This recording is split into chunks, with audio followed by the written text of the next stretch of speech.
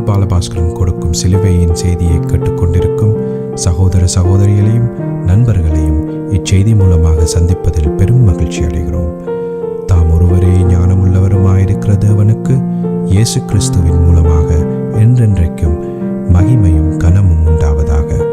ஆமீன். நான் பால் பாலபாஸ்கரன். நான் ஒரு இவாஞ்சலிஸ்ட்.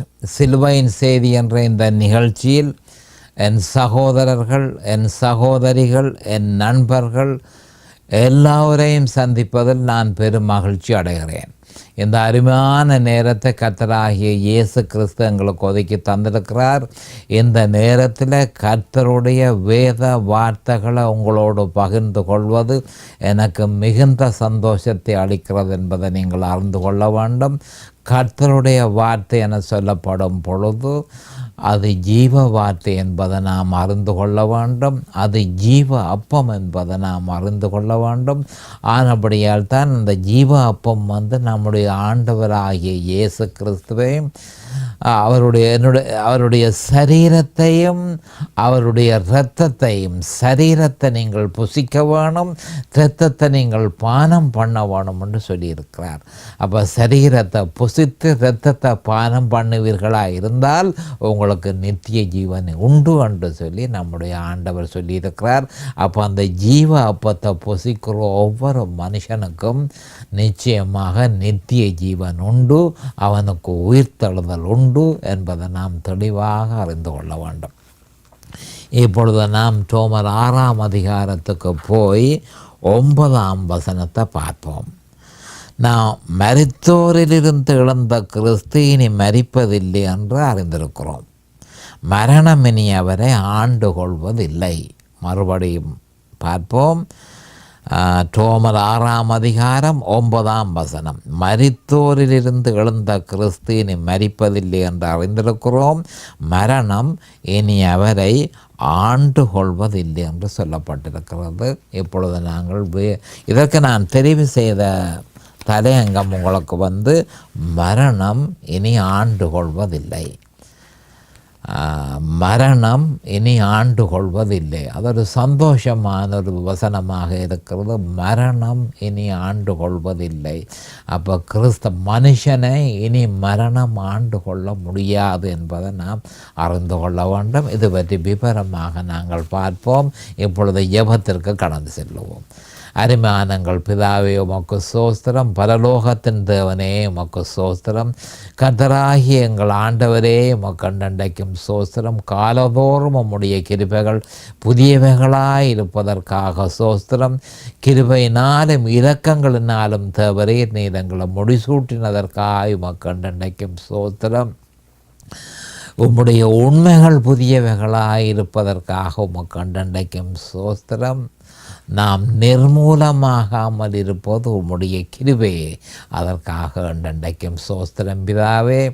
இதனை கேட்டுக்கொண்டிருக்கும் என் சகோதர சகோதரிகள் எல்லோரையும் அருமையான பிதாவே ஆசீர்வதித்து அபிஷேகித்து உம்முடைய வேத வார்த்தைகளை அறிந்து கொள்ளக்கூடிய பாக்கியத்தை அவர்களுக்கு கொடுத்தருள வேணுமென்றும், அதே நேரம் அடியேனையும் அபிஷேகித்து அவர்களுக்கு நிதானமான முறையில் போதிக்க உம்முடைய பரிசுத்த ஆவியானவர் தாமே முன்னொன்று போதனையை செய்ய வேணும் என்று இயேசு கிறிஸ்துவின் நாமத்தினால் கேட்டுக்கொள்கிறேன் பிதாவே. ஆமேன் and amen and amen. Hallelujah, hallelujah, hallelujah. Thank you Jesus. Praise the Lord, praise the Lord, praise the Lord. ஹல்லேலூயா. கடைசியாக கடைசி செய்தியில் குறிப்பாக ரோமர் 4ஆம் அதிகாரம் 24ஆம் 25ஆம் வசனத்தில் அவர் நம்முடைய பாவங்களுக்காக ஒப்பு கொடுக்கப்பட்டும் என்று சொல்லப்பட்டிருக்கிற அந்த வாக்கியத்தை பற்றி நான் உங்களுக்கு பிரசங்கித்து கொண்டிருந்தேன். இப்போ அதே வேத வாக்கியத்திலிருந்து தொடர்றது எனக்கு பொருத்தமாக இருக்கிறது. அப்போ அவர் நம்முடைய பாவங்களுக்காக ஒப்பு கொடுக்கப்பட்டோம் என்று சொல்லப்படும் பொழுது நம்முடைய பாவங்களுக்காக இயேசு கிறிஸ்து சிலுவையில் மரித்ததை பற்றி சொல்லப்படுகிறது. நம்முடைய பாவங்களுக்காக அவர் சிலுவையில் மரித்தார். சிலுவையில் மரித்தார் என்பதை பற்றியே இந்த வாக்கியம் சொல்லுகிறது. நாம் நீதிமான்களாக்கப்படுவதற்காக எழுப்பப்பட்டும் இருக்கிறார். அப்போ நம்முடைய பாவங்களுக்காக அவர் சிலுவையில் தன்னை பலியாக ஒப்பு கொடுத்தார். நாம் நீதிமான்களாக்கப்படுவதற்காக அவர் எழுப்பப்பட்டும் இருக்கிறார். அப்போ எழுப்பப்பட்டும் இருக்கிறார் என்று சொல்லப்படும் பொழுது புதிதான ஜீவன் உள்ளவர்களாக நாங்கள் எழுந்திருக்கிறோம் என்பதை கிறிஸ்தவர்கள் மறந்துவிடக்கூடாது.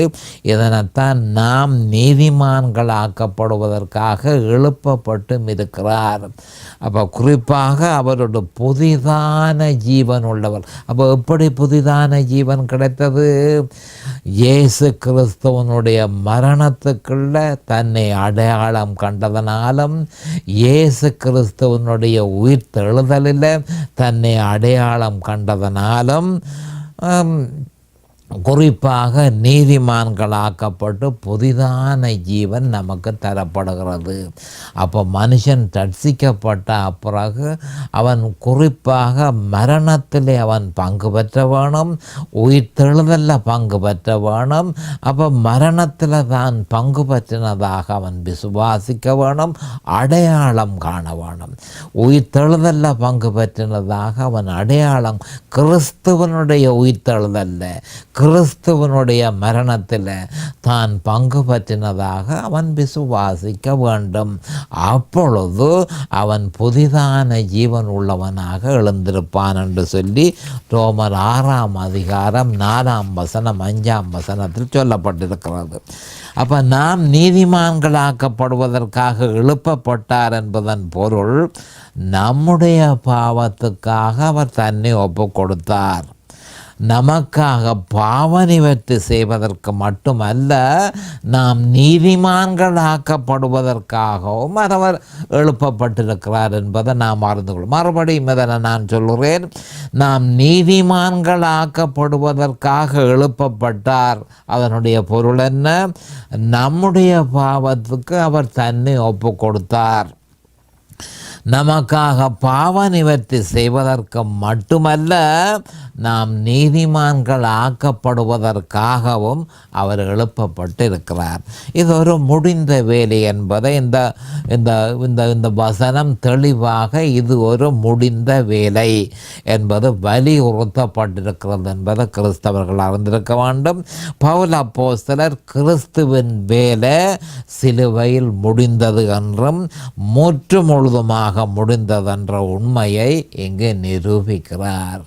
அப்போ நாம் நீதிமான்கள் ஆக்கப்படுவதற்காக எழுப்பப்பட்டார் என்று சொல்லப்பட்டிருக்கிறது. ஆனபடியால் அவர் இதில் நிரூபிக்கிற மிக முக்கியமான விஷயம் என்ன என்று சொன்னால், கிறிஸ்துவில் சிலுவையில் கிறிஸ்துவின் வேலை முடிவடைந்தது, முற்று முழுவதுமாக முடிவடைந்தது, பரிபூரணமாக முடிவடைந்தது என்ற உண்மையை அவர் இங்கு நிரூபிக்கிறார். ஆயினும் உயிர்த்தெழுதல் எந்த வழியிலும் சாதாரணமாக கருதப்படவில்லை. ஏனென்று சொன்னால் பாவம் நிவர்த்தி செய்யப்பட்டது என்பதற்கு அது ஒரு நிரூபணமாக இருக்கிறது. அப்போ உயிர்த்தெழுதல் எந்த வழியிலும் சாதாரணமாக கருதப்படவில்லை. உண்மையில் ஒருவன் பொருத்தமாக சிலுவையை விளங்குவதாக இருந்தால் அவன் பொருத்தமாக அவன் உயிர்த்தெழுதலையும் விளங்க வேண்டும். ரெண்டையும் ஒரே அடியாக விளங்க வேண்டும். அதே நேரம் மீட்பு வேலை சிலுவையில் முடிந்தது என்பதை விளங்குவதற்கு ஒரு பொழுதும் தவறக்கூடாது. மறுபடியும் இதை நான் சொல்ல வேண்டியதாக இருக்கு. ஒருவன் பொருத்தமாக சிலுவையை விளங்குவதாக இருந்தால் அவன் பொருத்தமாக உயிர்த்தெழுதலையும் விளங்க வேண்டும். ரெண்டையும் ஒரே அடியாக விளங்க வேண்டும். அதே நேரம் மீட்பு வேலை உயிர்த்தெழுதலே அல்ல, குறிப்பாக சிலுவையிலேயே செய்து முடிக்கப்பட்டது என்பதை நாம் அறிந்து கொள்ளணும். மறுபடியும் சொல்ல வேண்டியதாக இருக்கு, மீட்பு வேலை மனுஷன் மீட்கப்பட்டது சிலுவையிலேயே அன்றி உயிர்த்தெழுதலின் போது அல்ல என்பதை நாம் தெளிவாக அறிந்திருக்க வேண்டும். அப்போ உயிர்த்தெழுதல் மிகவும் அவசியமாக இருந்தாலும் அந்த உயிர்த்தெழுதல் ஒருபொழுதும் சந்தேகிக்கப்படவில்லை. ஆரம்பத்திலேயே உயிர்த்தெழுதல் ஒரு பொழுதும் சந்தேகிக்கப்படவில்லை என்பதை நாம் அறிந்து கொள்ள வேண்டும். அது ஏற்கனவே நிச்சயமாக உயிர்த்தெழுதல் நடக்கும் என்று சொல்லி நம்முடைய ஆண்டவராகிய இயேசு கிறிஸ்து சிலுவைக்கு போவதற்கு முன்பே உறுதிப்படுத்தி இருக்கிறார் என்பதை நாம் அறிந்து கொள்ள வேண்டும். மார்க் 10:32-34 இது தெளிவாக சொல்லப்பட்டிருக்கிறது. அவர் சிலுவைக்கு போகிறது முன்பு தன்னுடைய சீஷர்களை கூப்பிட்டு, எனக்கு நடக்க போகிறது என்ன, எனக்கு நடக்க போகிறது என்னென்ற விவரத்தை சொல்லி நான் 3ஆம் நாள் உயிர் தழுவேன் என்பதையும் அவர் சொல்லியிருந்தார். ஆனபடியால் உயிர்த்தெழுதல் எந்த காலத்திலும் சந்தேகிக்கப்படவில்லை. ஏன்? கிறிஸ்துவின் மரணம் முழுதுமாக பாவத்தை நிவர்த்தி செய்தது. அவருடைய இரத்தம் மனுஷனுடைய பாவத்தை முழுதுமாக நிவர்த்தி செய்தது என்பதை நாம் அறிந்து கொள்ள வேண்டும். அப்போ இது பற்றி அவர் சொல்லியிருக்கிறத பார்ப்போம். மார்க் 10:32-34. பின்பு அவர்கள் எருசலேமுக்கு பிரயாணமாய் போகையில் இயேசு அவர்களுக்கு முன்னே நடந்து போனார். அவர்கள் திகைத்து அவருக்கு பின்னே பயத்தோட போனார்கள். அப்பொழுது அவர் 12 அழைத்து தமக்கு சம்பவிக்க போகிறவைகளை அவர்களுக்கு மறுபடியும் சொல்லத் தொடங்கினார் என்று சொல்லப்பட்டு கிடக்கு. 33ஆம் வசனத்தில், இதோ எருசலேமுக்கு போகிறோம், அங்கே மனுஷகுமாரன் பிரதான ஆசாரியரிடத்திலும் வேதபாரகரிடத்திலும் ஒப்பு கொடுக்கப்படுவார்.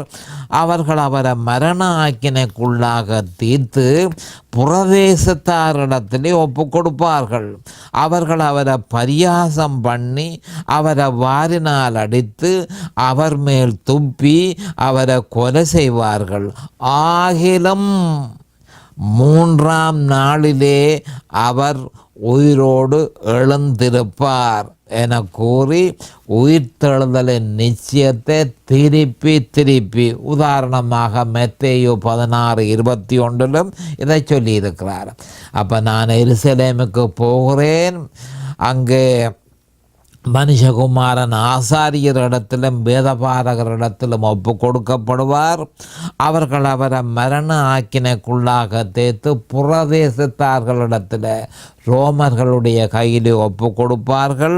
அவர்கள் அவரை பரியாசம் பண்ணி அவரை வாரினால் அடித்து அவர் மேல் துப்பி அவரை கொலை செய்வார்கள். ஆகிலும் 3ஆம் நாளிலே அவர் உயிரோடு எழுந்திருப்பார். அப்போ சிலுவைக்கு போகிறதற்கு முன்பே நான் நிச்சயமாக எழுந்திருப்பேன் என்று சொல்லி அவர் சொல்லியிருக்கிறார். அப்போ உயிர்த்தெழுதல் எந்த காலத்திலும் சந்தேகிக்கப்படவில்லை என்பதை நாம் அறிந்து கொள்ள வேண்டும். ஏனென்றால் எல்லா பாவத்தையும் கிறிஸ்து நிவர்த்தி செய்துள்ளார். ஒரு பாவம் தன்னும் இருந்தாலும் அவர் உயிர்த்தெழுந்திருக்கலாது.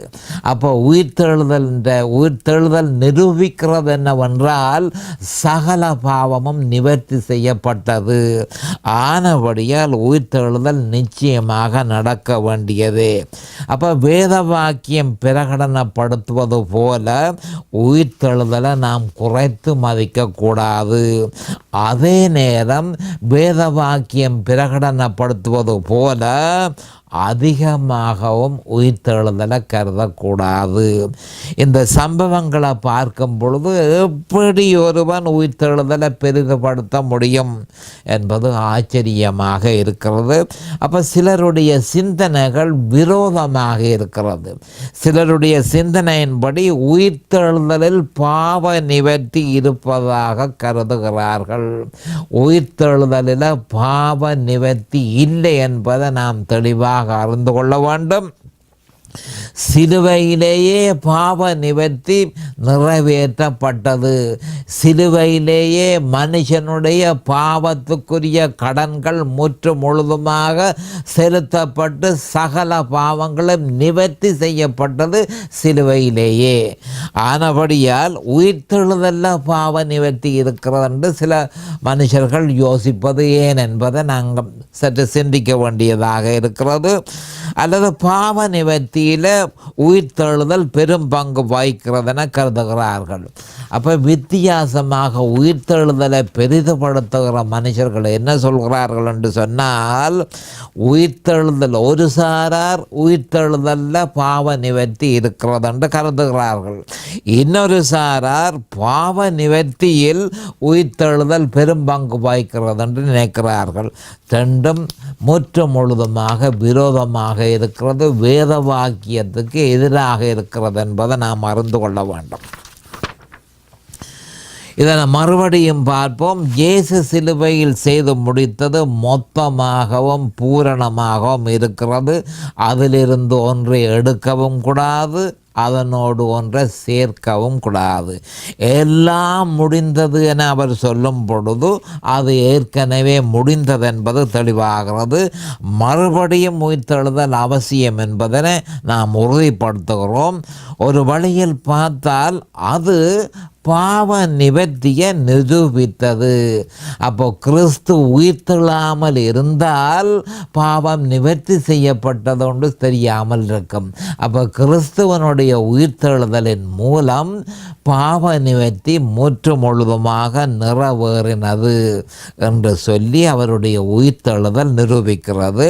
ஆனால் அதே நேரம் பாவ நிவர்த்திக்கு அந்த உயிர்த்தெழுதல் ஒன்றையும் செய்யவில்லை என்பதை நாம் அறிந்து கொள்ள வேண்டும்.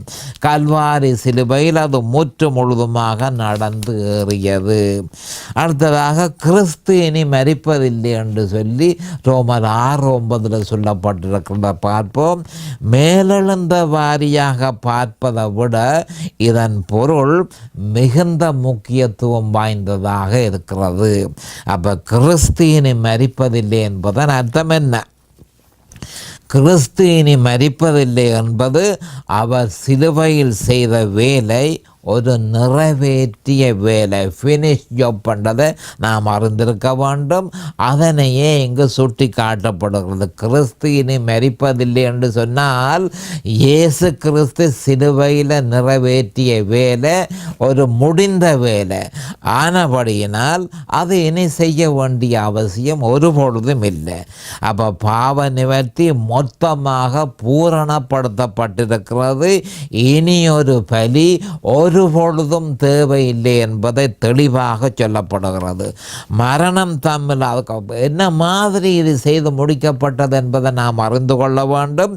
இயேசு கிறிஸ்து மரணம் தம்மில் ஆதிக்கம் செலுத்துகிறதற்கு அனுமதித்தார் என்பதை நாம் அறிந்து கொள்ள வேண்டும். மரணம் ஆதிக்கம் செலுத்துகிறதற்கு இயேசு கிறிஸ்து தன்னிலை ஆதிக்கம் செலுத்துகிறதற்கு அனுமதித்தார். அதனால் அவர் சிலுவையில் மரித்தார் என்று நாம் அறிந்து கொள்கிறோம். இதனை தெளிவாக நாம் அறிந்திருக்க வேண்டும். அது என்னவென்றால், தனக்கு மரணம் சம்பவிப்பதற்கு கிறிஸ்து அனுமதித்தார். அவர் இந்த பூமியில் இருக்கும் பொழுது யோவான் 10:17-18 சொன்னதை நாம் நினைவு கூற வேண்டும். யோவான் 10:17-18 நான் என் ஜீவனை மறுபடியும் அடைந்து கொள்வதற்கு அதை கொடுக்கிறபடியினால் பிதா என்னில் அன்பாயிருக்கிறார். ஒருவனம் என்று சொல்லும் பொழுது ஒருவனும் அதை என்னிடத்திலிருந்து எடுத்து கொள்ள மாட்டான். நானே அதை கொடுக்கிறேன். அதை கொடுக்கவும் எனக்கு அதிகாரம் உண்டு. அதை மறுபடியும் எடுத்துக்கொள்ளவும் எனக்கு அதிகாரம் உண்டு. இந்த கட்டளையை என் பிதாவினிடத்தில் பெற்றுக்கொண்டேன் என்றார். அப்போ இதன் ஆவிக்குரிய பொருளை நாம் அறிந்து கொள்ள வேண்டியது மிக முக்கியமானது. நான் என் ஜீவனை மறுபடியும் அடைந்து கொள்ளும்படிக்கு. அப்போ என்ன சொல்லுகிறார்? உயிர்த்தெழுதலை பற்றி சொல்கிறார். உயிர்த்தெழுதலை பற்றி குறிப்பாக சொல்லப்படுகிறது. அதை கொடுக்கிறபடியினால் நான் என் ஜீவனை கொடுக்கிறபடியினால். அப்போ அந்த ஜீவனை கொடுப்பதற்காகத்தான் அவர் மனுஷனாக இந்த பூலோகத்துக்கு இறங்கி வந்தார் என்பதை முதல் நாம் அறிந்திருக்க வேண்டும். பிதா என்னில் அன்பாக இருக்கிறார்.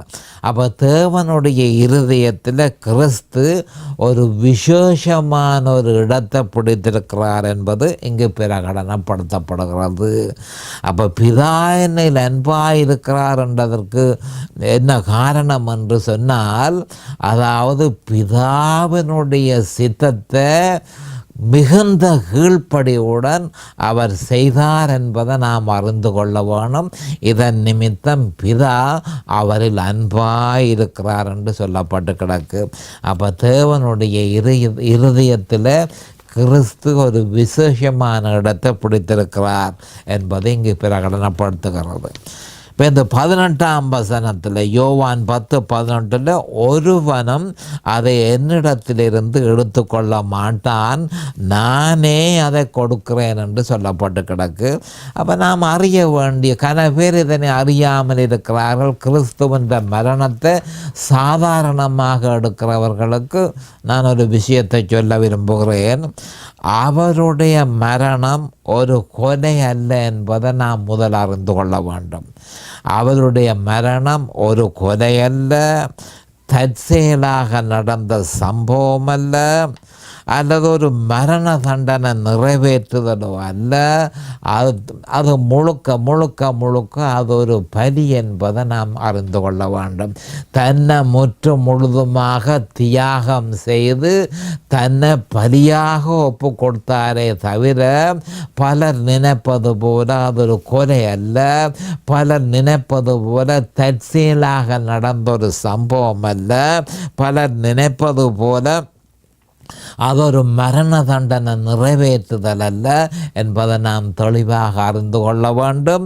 அப்போ என்னுடைய ஜீவனை ஒருவனும் அதை என்னிடத்திலிருந்து எடுத்துக்கொள்ள மாட்டான், நானே அதை கொடுக்கிறேன் என்று சொன்னால் அவர் தன் ஜீவனை கொடுக்கும் பொழுது தானாகவே முழு விருப்பத்தோடும் தன்னை பலியாக ஒப்பு கொடுத்தார்.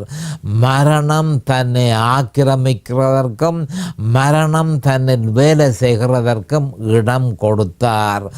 மரணம் அவரில் செயல்படுகிறதற்கு அவர் அனுமதித்தார்.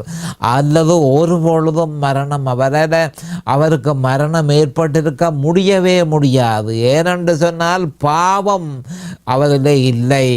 அப்போ பாவம் இல்லாத மனுஷன் ஒரு பொழுதும் சாக முடியாது. ஆனபடியால் இயேசு கிறிஸ்து அனுமதித்தார் அல்லாமல் அவருக்கு மரணம் ஒரு பொழுதும் ஏற்பட முடியாது என்பதை நாம் தெளிவாக அறிந்து கொள்ள வேண்டும். அப்போ இயேசு கிறிஸ்து தன்னை பலியாக ஒப்பு கொடுத்தார். தனக்கு மரணம் சம்பவிப்பதற்கு அவர் அனுமதித்தார் என்பதை நாம் அறிந்து கொள்ள வேண்டும். அதை கொடுக்கவும் எனக்கு அதிகாரம் உண்டு, அதை மறுபடியும் எடுத்துக்கொள்ளவும் எனக்கு அதிகாரம் உண்டு என சொல்லியிருக்கிறார். அதனுடைய அர்த்தம் என்ன என்பதை பார்ப்போம். அது அவரே செய்தார் என்பது தெளிவாக இங்கு பிரகடனப்படுத்தப்படுகிறது. முழு விருப்பத்தோடையே அதனை செய்தார். கீழ்ப்படிவின் பாதையை விட்டு அவர் ஒரு பொழுதும் விலகவில்லை. முந்தின ஆதாம் போல தேவனுக்கு கீழ்ப்படியாமல், தேவனுடைய வார்த்தைக்கு கீழ்ப்படியாமல் பிந்தின ஆதாம் ஒரு பொழுதும் நடக்கவில்லை. முற்று முழுதுமாக தேவனுக்கு கீழ்ப்படிந்தார், அவருடைய வார்த்தைக்கு கீழ்ப்படிந்தார். அப்போ கீழ்ப்படிவின் பாதையை விட்டு அவர் ஒரு பொழுதும் விலகவில்லை. தேவ கட்டளப்படியே அவர் மரித்தார் என்று சொல்லி எபிரேயர் 9:14 சொல்லப்பட்டிருக்கிறது. எபிரேயர் 9:14 சொல்லப்பட்டிருக்கிறது. இருக்கா பார்ப்போம். கட்டளை இன்ன நேரத்தில் நீர் உம்முடைய ஆவியை கொடும் என்று பரிசுத்த ஆவியானவர் அவருக்கு சொன்னதன்படியே அவர் தன்னுடைய உயிரை கொடுத்தார் என்பதை நாம் அறிந்து கொள்ள வேண்டும். இது விஷயமாக 9:14 எபிரேயர் 9ஆம் அதிகாரம் 14ஆம் வசனத்தில் சொல்லப்பட்டிருக்கிறது. நாம் கொஞ்சம் கவனத்துக்கு எடுத்துக்கொள்ள வேண்டும்.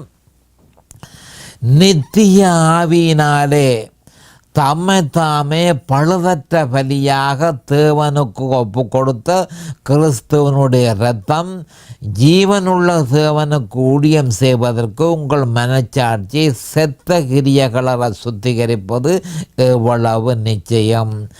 நித்திய ஆவியினாலே தம்மை தாமே பழுதற்ற பலியாக தேவனுக்கு ஒப்பு கொடுத்தார்.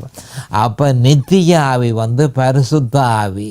அப்போ என்ன நேரத்தில் நீர் உம்முடைய ஜீவனை கொடுக்க வேண்டும் என்று சொல்லி பரிசுத்த ஆவியானவர் எப்படி அவருக்கு சொன்னாரோ அதன்படியே அந்த தேவனுக்கு கீழ்ப்படிந்து முற்று முழுதுமாக தன்னுடைய ஜீவனை கொடுத்தார் என்று சொல்லி நாம் அறிந்திருக்கிறோம்.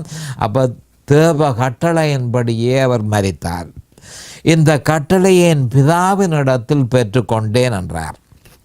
இதன் பொருள் பரமபிதா அவர் விரும்பினதை செய்வதற்கு அவருக்கு அதிகாரம் கொடுத்தார். அவர் விரும்பினதென்ன? தேவனுடைய சித்தத்தை நிறைவேற்றுவதை. இந்த பூமியிலே அவர் பிறந்த காலம் தொடக்கம் இந்த பூமியில் அவர் தன்னை பலியாக கொடுத்த காலம் வரைக்கும் முற்று முழுதுமாக அவர் கீழ்ப்படிந்தார். தேவனுடைய வார்த்தைக்கு கீழ்ப்படிந்தார். அவர் அதன் நிமித்தம் பூரணமான அதிகாரம் அவருக்கு கொடுக்கப்பட்டது. ஏனென்று சொன்னால் பரமபிதாவினுடைய சித்தத்தை செய்வதில் அவர் ஒரே அக்கறையாக இருந்தார். அவர் வேண்டுமென்றே தன் ஜீவனை கொடுத்தார். நாம் அறிந்திருக்க வேண்டியது எந்த விதமான வற்புறுத்தலும் எந்த விதமான பலவந்தத்தினாலும் அவர் தன்னுடைய ஜீவனை கொடுக்கவில்லை. அவர் தன்னுடைய ஜீவனை பலியாக ஒப்பு கொடுத்தார் என்பதை நாம் அறிந்து கொள்ள வேணும். அப்போ இனி மரிப்பதில்லை என்ற சொற்றொடர் சிலுவையில் அவருடைய வேலை மொத்தமாக பரிபூரணமாக நிறைவேற்றிய வேலையாக இருக்கிறது என்பதை நாம் அறிந்து கொள்ள வேண்டும். அப்போ மரணம் இனி அவர் ஒரு பொழுதும் ஆண்டு கொள்வதில்லை. அப்போ முன்பு கூறினது போல கல்வாரி சிலுவையில் கிறிஸ்துவின் மரணம் எல்லா பாவத்தையும் நிவர்த்தி செய்ததன் நிமித்தம் கவனமாக கேட்டுக்கொள்ளுங்கள். மரணம் இனி அவரை ஒரு பொழுதும் ஆண்டு கொள்வதில்லை. அப்போ மரணம் ஒரு பொழுதும் ஆண்டு கொள்வதில்லை என்று சொன்னால் அதனுடைய அர்த்தம் என்ன? சகல பாவங்களும் நிவர்த்தி செய்யப்பட்டிருக்க வேண்டும். சகல பாவங்களும் ஒரு பாவம் தன்னும் இருந்தாலும் இயேசு கிறிஸ்து எழும்பி இருக்க இயலாது. அப்போ கல்வாரி சிலுவையில் கிறிஸ்துவின் சிலுவையின் மரணம் எல்லா பாவத்தையும் நிவர்த்தி செய்தது. அதே நேரம் மரணத்தை மொத்தமாகவும் பூரணமாகவும் தோற்கடித்தது. அப்போ நாம் ஞாபகத்தில் வைத்திருக்க வேண்டிய விஷயம் என்னவென்றால் நம் சார்பாக இந்த அலுவல் மொத்தமாகவும் பூரணமாகவும் செய்யப்பட்டது.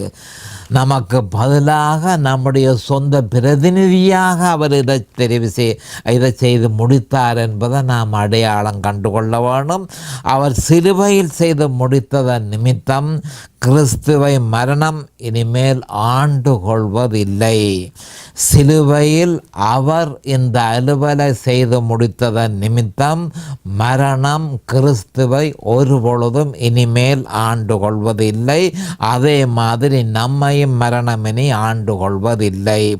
உண்மையில் தேவன் மனுஷனாக வந்து சிலுவைக்கு போனதன் நோக்கம் அதுவே. இவைகள் யாவும் எனக்காகவும் உங்களுக்காகவும் செய்யப்பட்டது என்பதை நாம் அறிந்திருக்க வேண்டும். இப்பொழுது நேரம் சமீபமாகிவிட்டது. அடுத்த செய்தியில் உங்களை சந்திக்கும் வரை கர்த்தராகிய இயேசு கிறிஸ்துவின் நாமத்தினால் நான் உங்களை ஆசீர்வதிக்கிறேன். அவருடைய கிருபையும் அவருடைய இரக்கமும் உங்களுக்கு தாராளமாக கிடைப்பதாக. இயேசுவின் நாமத்தில் பரிசுத்த பிதாவே, ஆமேன். இந்த சிலுவையின் செய்தியை கேட்பவர்கள் அதன் ஆவிக்குரிய பலனை பூரணமாக அடைய வேண்டும் என்பதே நம்முடைய பிரார்த்தனையாகும். தொலைபேசி மூலம் தொடர்பு கொள்ள விரும்புவோர் 647-465-1224 மூலமும், இமெயில் மூலம் தொடர்பு கொள்ள விரும்புவோர் paulbalabaskaran@gmail.com மூலமும்